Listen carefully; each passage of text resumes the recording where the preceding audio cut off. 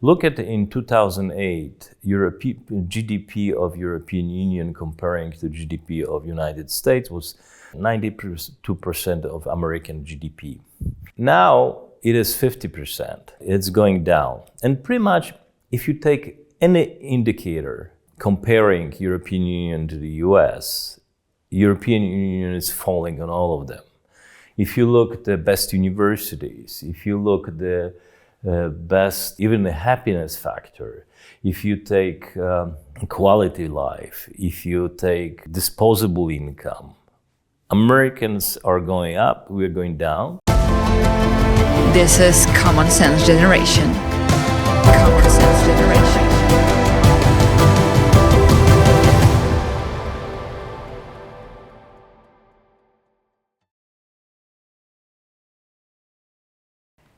Hi guys, my name is Kądzielska-Koper and you are watching Common Sense Generation, the platform of free thought.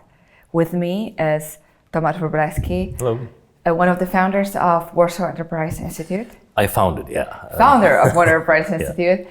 And formerly a journalist.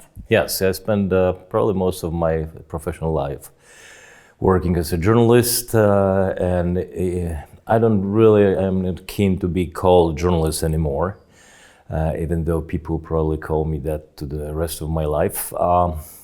It's not because I'm ashamed of what I did as a journalist. I could be rather proud, but it's rather because what journalists became to be. I mean, this is people who are journalists are pretty much people who lost their way of life, who can't find better ways of proving their own value, realizing their own dreams. Because journalists became very economically, politically, and socially dependent on the ruling party. Absolutely. Party, economy, business, different hierarchies and groups. I find much more journalism being part of corporations. Corporations now have great publications, banks, some NGOs and foundations like ours. We also do a lot of analysis, we do podcasts, we do as much as we can also prove content, but at least this content is dedicated towards values. And journalism is no longer dedicated toward values. I understand they talk about it, independence, about free press, but press is no longer free, and journalists are not dedicated to the values. I fully agree, but funny thing, I remember when I was a baby journalist at the very beginning, 10 years ago, entered the editorialship as a reporter in Frost Weekly. You were the editor-in-chief. Yeah. So it was a great experience on many levels, as I've seen. Yeah, I think every person looking for their place in the world should try being a journalist for a while, for a year or two, for three, and then grow up and go their way. But of course, even this video podcast tries to get out of the traditional media is a form of rebellion to saying, I don't want to serve any political party. And unfortunately, journalists became the servants of parties very much in almost every possible media platform, which is even the private ones. And we observe it very, very... What happened to media is a certain model of traditional media ruptured. They can be self-dependent, and this is a major change. The change is technological, not political, and media became much more dependent from sponsors, and sponsors are usually dedicated from political parties. So, but the problem is with economic model of traditional media. We do have a lot of independent platforms and portals on the internet, and they are run by fantastic people, by a group of people, And as I said, they are trying to focus on some values, either on the free market or liberalism or conservatism, you name it, they have it. And those journalists who find their way and try to concentrate, and they are usually on internet. They are no longer on traditional media. Especially that internet allows you a lot of freedom as long as you're skillfully get it. And in order to print your own issue, that's already a lot of money and a lot of engagement of other groups as well. Right. But you look at the European Union, and you look at the political situation of European Union, and I know that in Warsaw Enterprise Institute you also very much observe the market, the economy. Mm-hmm. How does it change right now? Well, for last 4 years I've been a member of European Economic Council. This is kind of a strange body, but it's like an advisory body to European Commission. And it consists of different group of unions, social organizations, and employers. And I am representing employers in this advisory board. We pretty much opinion all the products that comes from Commission before they go to Parliament. They give us their thought, they give their proposals, and they ask us what's our position. It's like what's the social environment chances to push this legislation forward. Well, like almost everything in European Union, it's never clear cut, because we have to negotiate with unions, with other organizations to give the statement. But this was a unique opportunity for me to look over a whole legislation system and how European Union works and what their aims. I mean, not with any single particular legislation, but what their general concept of where European Union shall be. And I study what's happening now in European Union, but I also look back, what has it been.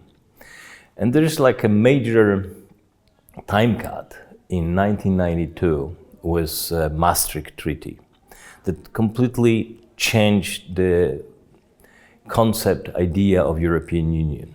Before so, European Union was voluntary union of democratic countries, and every country would find their own way to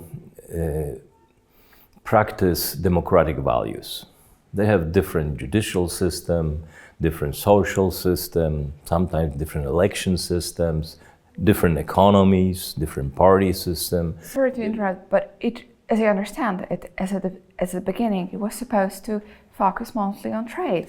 Free trade, and it sort of balanced the Germany. Exactly. There was a union of democratic country, as everybody would interpret democracy how they want it. But the main concept was a democracy and a free market.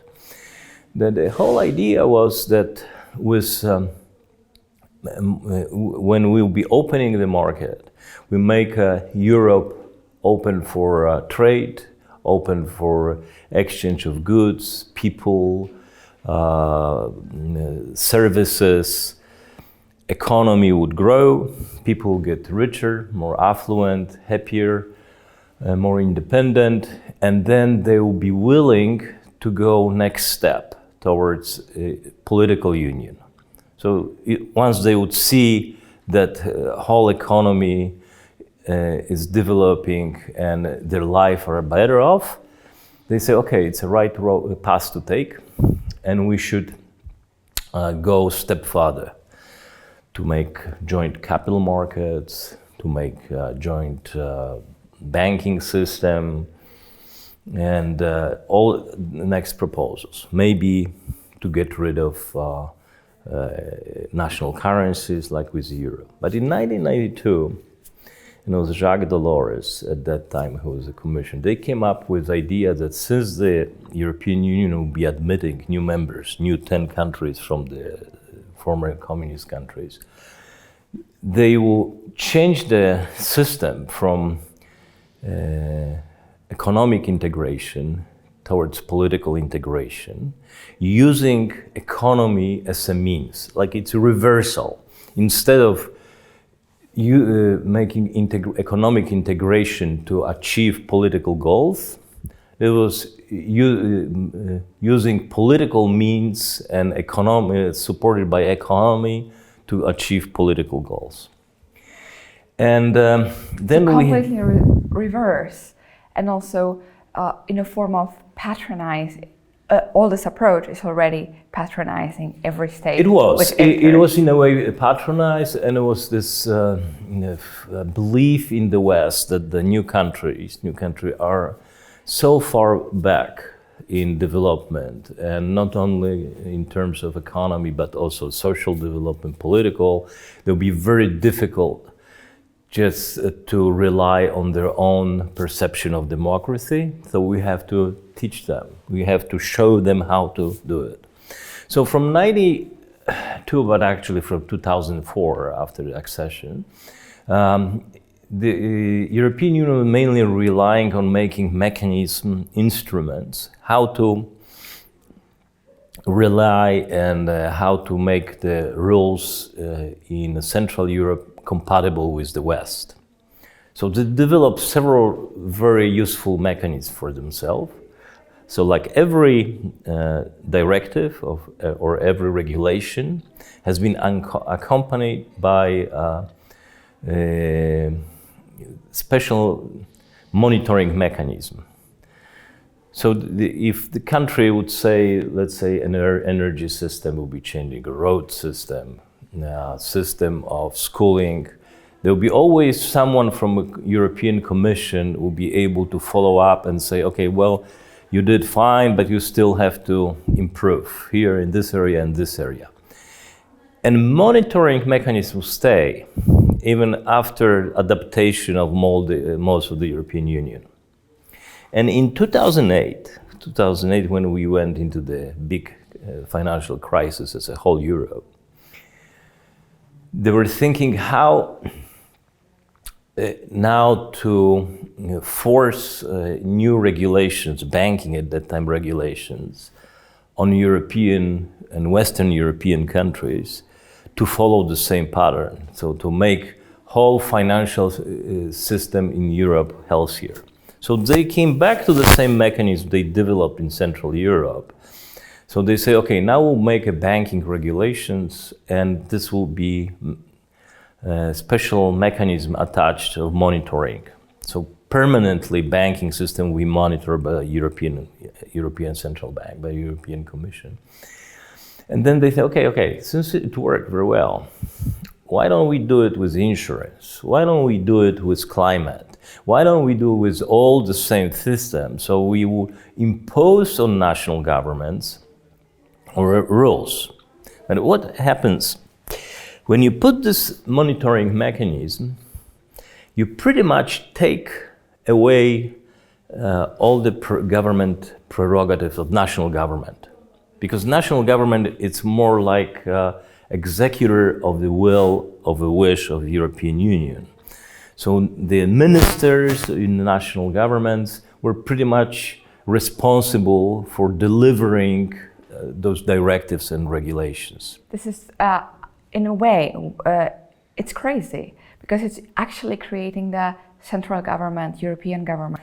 From bureaucrats who are not elected. Bureaucrats who are not elected, with a not huge awareness of the societies, and also with the fact that the interests of the particular countries in European Union obviously is different. So this argument that they have no knowledge about the local society is dangerous. I mean, no, the opposite. Not the people have, not the European Union has no knowledge of the local society. The other way around. Local societies and citizens of particular countries, they don't really have this awareness of the fact that their national government is not, in fact, the one in charge. Very often, we cannot even name the European parliamentaries. Well, that is for obvious reasons, because national government, they don't want to show themselves as useless. as just executors or some bureaucrats wish. They show you, they appear on TV as a smart people with some concepts, ideas, and that they, but they're of course, not. I mean, the check mark, let's say, so if you don't follow the regulation of European Union, you will not get funds. So it's financial check. Well, for person, but it's also for the country. Yeah. There's certain amount of money who is redistributed. Yeah. I mean, in the name of as a nation, countries, you have to follow the path to be able to participate in funds that coming out of European Union. But also, this is a law. I mean, once it's passed by European Parliament and approved by the final version of the Commission and signed by the presidency, then it's a law. So you have to follow it up. You have to execute. But the whole concept of making the same laws, same rights for all the countries is already difficult to accept. This is Common Sense Generation. If you like this channel, please subscribe, share, and comment. Your voice really matters. Except it violates the subsidiarity rule, which is a very core, I would say, of any free market thinking. Even, I would say, even just a common sense approach to resolving problems, because every society is different. Even within the societies and countries, there are different local problems, and to keep it as much down on the local level is very often the most efficient. Yeah, they leave some leeway, obviously, because the directive, they leave some space, but there's not much there. Yes, but this is what been happening. Exactly. But what's the most important in it? The two things. One, why European Union is doing it, since we have obviously tragic consequences of it. If you look at in 2008, GDP of European Union comparing to GDP of United States was 92% of American GDP. Now it is 50%. It's going down. And pretty much, if you take any indicator comparing European Union to the US, European Union is falling on all of them. If you look at the best universities, if you look at the best, even the happiness factor, if you take quality life, if you take the disposable income, Americans are going up, we're going down, except one indicator, how much free time you had on your hand. Europeans have much more free time than Americans. I mean, and if it's value for you, I understand this could be a thing. Well, so why European Commission is doing it? Well, after 2005, when they understood that there's no way we can pass European Constitution because nation wouldn't allow, they understood that there would be no regular European government, so they have to bypass the democracy, but thank those monitoring mechanisms, taking all the prerogatives from national governments away to Brussels. So in theory, democracy, we elect those executors on our level, but the real government and real government rights are in Brussels. In Brussels. So they had to put as many regulations as possible to cover all walks of our life. And now everything is covered. Digital economy, analog economy, all the services, all the capital markets, finances, and the social sphere. Even we have at least 4 different regulations about freedom of speech, regulating freedom of speech. And it also has a monitoring mechanism where European Union is checking on us. and has a lot of ways of checking how whether the freedom of press is the way they approve or not. So, on one hand, over-regulation caused the European Union stopped developing as fast as it had been before. On the other hand, all the power went to Brussels. So, the worse economic and freedom situation of European nations is, the better off is Commission, because the more power they have. More the crisis you have, like energy poverty, like problems with the growing poverty of the social class. More power goes to European Union because they have to redistribute more money and they have to come up with new regulations. Already the COVID pandemic, in fact, puts Pandemic was very good. I mean, how much power will be able to transfer to European Union, right? Yes, those how much regulations suddenly appeared with travels, everything else. Right. And which actually showed every single citizen that so-called human rights can be violated in a second if there is a higher good or a fear of death. But isn't it like right now, especially European Union, that and this debate led by European universities, that we start to live in a very fearsome society, a very fearsome Europe, where we are so afraid, mostly of the climate change, that it's if we look and we listen to the arguments which are presented there very often by the universities, we would literally live in absolute fear. I remember 2 or 3 years ago at some German university, very respected scholars were saying that the level of waters in 3 years will go so much up that there will be no Venice, almost no London, and then like nothing happened. It didn't happen. And they were literally making those claims. And there is no responsibility of saying, well, this is not true. Well, and this fear, of course, says, okay, I'm afraid of my life, so I give all of this power to the European regulation. I don't want to fight for it because they are supposed to save my life.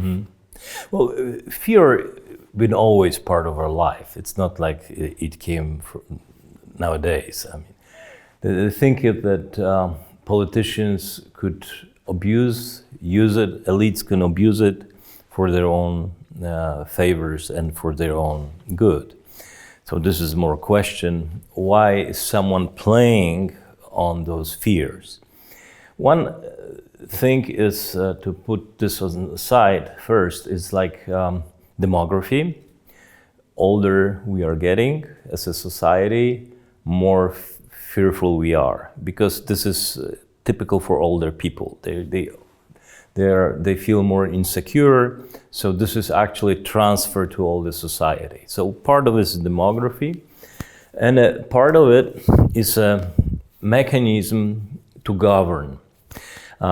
In the society with values and morals, you have very well placed path to your happiness and a path to your the value of your life. This is your God, your family, your values, and it's pretty much set. And people who are dedicated towards some morals and values, they know what to be afraid of, and usually it is afraid inside of them, because they know that they should most of all work on their own character and build what's the best of yourself and be able to conquer all the difficulties. People who don't have values and just live day by day, they look at the things to look forward, and they build kind of castle of fears. things they have to avoid. You have to avoid cars on the road. You have to avoid toxic boss at work. You got to avoid violence on the street. Masculinity as well. Yeah, probably. And so you build all those things that you have to avoid in all your life, and then someone adds to you, okay, but there's still, the climate is warming up, you have to be afraid. So people who have no respect for themselves, no values, no clear path for the future, they look for things to be afraid of, how to mitigate all those obstacles. So once the government is able to impose on your head the concept of climate change as something that will affect you and your family and all the closer ones, then then the next question is how to mitigate that. And the government is show you. God won't show you how to mitigate climate change. So they tell you what to do, how to segregate your trash, what you do with your water, what you do with your electricity, how to live.